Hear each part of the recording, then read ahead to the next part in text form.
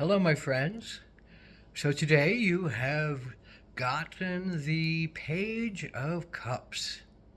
Well, it's that exciting time of youthfulness, naivete, uh, a sense of wonder, a sense of inquisitiveness, a sense of feeling your emotions percolating deeply inside of you and feeling like the universe is talking to you in some mystical and magical ways. Maybe it's your creativity, maybe it's your imagination, maybe it's your psychic awareness of things. They're all deepening. They're all coming into you. They're all offering you new chances, new choices, new senses of yourself. And you've heard all the other stuff. You've heard people tell you how to be and what to do, and you've had probably a lot of indoctrination of who you're supposed to be in your life and how you're supposed to be. But the emotions don't operate like that. And the Page of Cups is the risk taker. And the Page of Cups says, well, if it speaks to me, it speaks to me, and I'm going to go for the things that are speaking to me. So I'm going to try new things. I'm going to jump in new adventures. I'm going to open my emotions. I'm going to become vulnerable to life. I'm going to set myself and taste and touch and smell and sense pleasures and sense kinship and look for love and maybe even look for lust and look for sensuality and sexuality. So it's all this youthful energy that's testing themselves, and you're testing yourself, and you're allowing yourself to have deeper understandings of your emotions and your spirit and your connections to divinity. And after all, that's really what we want, is this sense of finding ourselves in our hearts and finding ourselves in our wants and finding ourselves in our mystery, in our magic. So this is a very profound level of allowance and risk-taking and choice making that's bound not in your head, and it's not bound in your routes that you're supposed to take. It's bound in your mysticism, in your heart. It's bound in your lower chakras too, your senses of what pleases you and what doesn't please you. So this is a place to be kind of concerned and wary about just jumping off like the fool into anything that tugs at you and speaks to you and calls to you from your inner child, from your inner voices. But this is a learning process. This is an initiation into becoming mature in your emotional senses of self, to becoming mature in your psychic senses of self, to becoming mature in your creativity. You can't just sit and daydream about it all the time. You have to put something into action. So a little bit of caution, a little bit of wariness, a little bit of understanding responsibility of where taking some of these things that you feel drawn to or called to might take you, and choosing wisely about what really is appropriate to you. And even if sometimes it may defy logic, that what is called for you to do, what your soul is calling for you, what your inner child is calling for you, may defy logic. And that's okay. That's how we break through. That's how we break down the limitations and rigidities of society and test ourselves. Because we don't want to hear other people's thoughts about how to be. We don't want to have everybody telling us what's right and what's wrong. This is about you finding yourself in the bigger world of imagination and creativity and psychic understandings, and how to grow beyond things that limit you. And even many of your choices might limit you and might addict you, might call you to them, and you might not be able to let go of them, but until you learn how to let go of them and choose different quote addictions that are better for you to replace the ones that aren't so good for you. But you don't know that until you try. You don't know that until you take your risk. The pages are risks. The pages are messengers. The pages are messages. So this is that inner voice. This is those inner feelings. This is this audience, clairvoyance. This is a sense of dreams, visions, imagination, and how to put those out in a creative way that supports you and loves you and takes you further toward your true sense of self, your true sense of spirit, your true sense of soul deepening and thriving in your emotional world. And it can be done. And it's you great Page of Cups, who test these waters. And this is in every one of us. We can test our waters. We can try new things. We can listen deeply to spirit inside of us.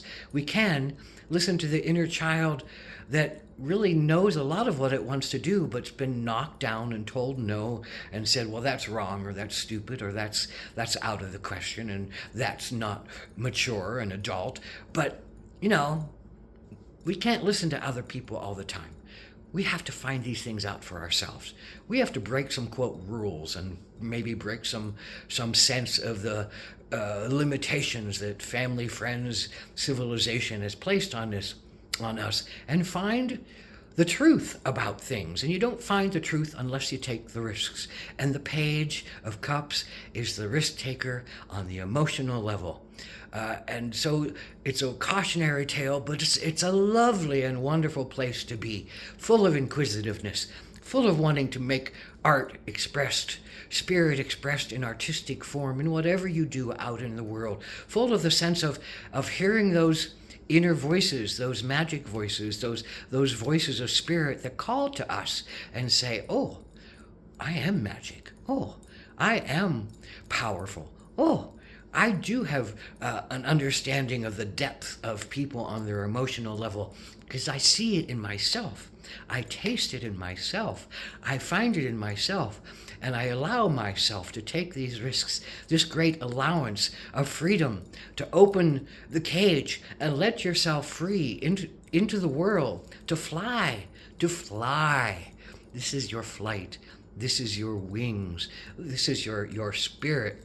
It's saying, all right, let's lift ourselves up and out. Let's stop our daydreaming and let's go out into the world and see what we can create, see what we can manifest, see what we really find speaks to us on deep, deep, deep spirit, soul levels that is good for us and takes us to ultimately the places of love and compassion within ourselves, that if we make mistakes, we learn how to forgive ourselves. And if we keep building these powerful senses of, wow, I listen to coincidence. I listen to the sense of spontaneity that called to me. And I heard the voices that said, oh, go here now. This will be good for you. Oh, don't go there now. This won't be good for you. The spirit will tell you. You just got to be open. You just got to be willing to hear it and listen and trust it. And trust is a key, because the Page goes at things alone. They're tired of other people telling them. They have to find the truth for themselves. And the Page sets out on this adventure alone, full of trust, full of a sense of self and confidence, not necessarily seeing the risks that can come out of things. They're willing to take some of those risks to really look at themselves and find themselves in the bigger picture of things. So it's a very powerful place. It's a very powerful place. Listen to your spirit. Listen to your inner child. Listen to your the deepest points of love within yourself that say, oh, this would be good. Oh, this could be grand for me. And, taste those things, those forbidden fruits at times. They will teach you things. They will tell you things. They will show you ways that maybe one portion of peoples in society don't like, but another portion of peoples in societies find to be very spiritually opening, giving, enlightening, profound. So you got to find yourself. And the Page of Cups is, like all pages, are risk takers, looking for themselves, looking for what really speaks to them, looking for what really touches them deep within their souls, deep within the mystery of their lives. So it's a really beautiful place to be, and be careful. because there are some things you don't want to jump into. There are some things you don't want to do that are really could be very dangerous for you and could really lock you into things that could hurt you.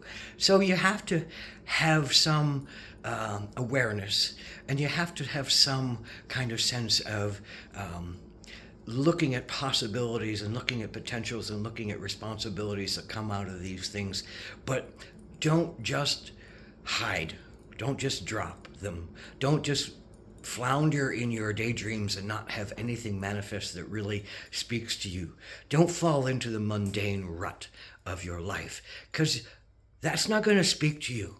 That's not going to keep you alive, active, interested, spontaneous, finding joy, touching the mystery of things, touching the magic in things, touching your deep part of self that knows things that other people don't.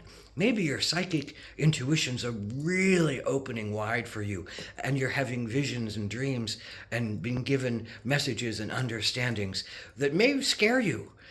But if you can ground yourself in them, if you can ground yourself into the earth, if you don't let them produce fear in you, and you can look at them with a sense of awe and mystery and magic, then maybe it's something you do want to jump into and find yourself on a great journey and find yourself on a great exploration of yourself and make decisions and understandings for yourself about what really works in this world and what doesn't work in this world.